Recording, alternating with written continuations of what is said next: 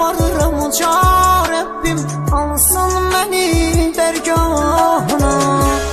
Necə çəkim bu həsrəti, onsuz döyünmür ki ürəyim.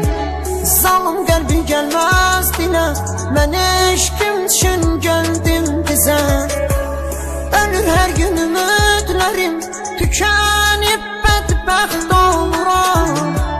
Yalvarırım uca Rəbbim, alsın məni dərgahına.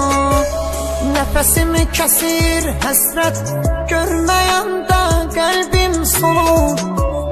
Görəndə gözlərim onu, ruhum bədəni tərk edir. Qovuşmaq çox imkansızdır, aramızda dağlar dayanır. Rəbbim yetirsə də ölüm, son dəfə gözlərim görüm. Nəfəsimi kəsir həsrət, görməyəndə qəlbim solur. Görəndə gözlərim onu, ruh bədənimi tərk edir. Qovuşmaq çox imkansızdır,